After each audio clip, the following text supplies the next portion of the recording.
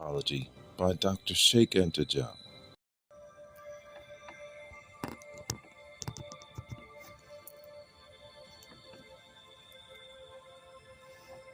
Erechtheus, who unified Attica, also came from Egypt, according to Diodorus of Sicily, while the Egyptian Danos founded at Argos the first royal dynasty in Greece.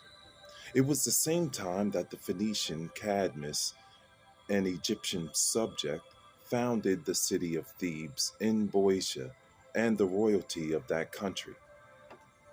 Finally, Orpheus, the mythic ancestor of the Hellenic race, became initiated into the Egyptian mysteries during the same Mycenaean epic.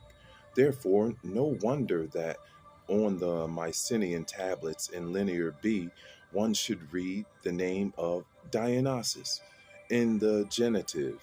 Dionysus, as we know, is none other than a replica of Osiris in Greece and the northern Mediterranean in general.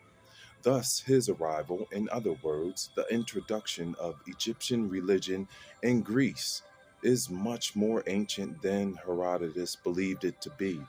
So many facts underscore the preponderance of Egyptian influence at the birth of the Greek world, the age of heroes. Thutmose the third, son of God, meaning son of Amun Ra, was guided by his father during all of his conquests. He held the sword of the faith and the divine truth.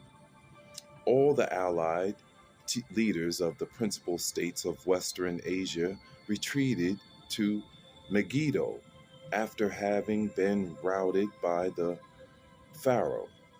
The besieged town soon capitulated, and the Egyptian army reaped fabulous spoils: 2,132 horses, 994 chariots, etc.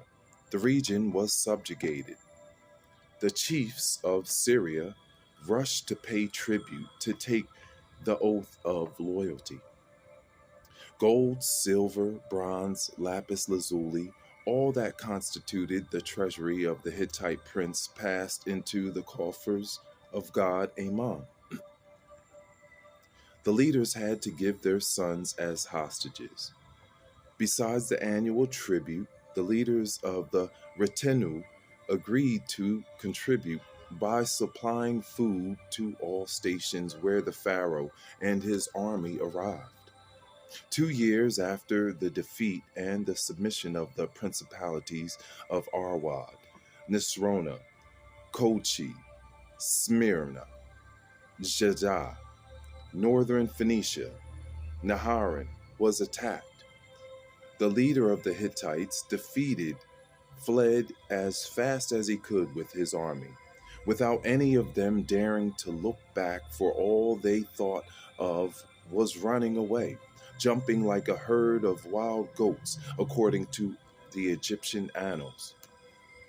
In order to perpetuate this victory, Thutmose III built stelae, perhaps near Carchemish, one to the east of the river, the other next to Sippi, that his father, Thutmose I, had consecrated almost a half a century before. We will now give a detailed description of these stelae via Herodotus, whose testimony the ideological historians of today try to question. All the peoples of Syria, one after other, had to bow down before the irresistible power of Pharaoh.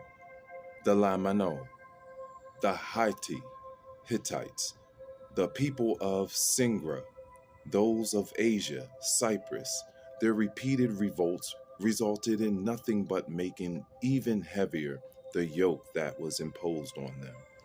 The Syrian petty kings, formerly so assertive, resigned themselves to their fate, and were offering their daughters to Pharaoh so that he might adorn his harem with them.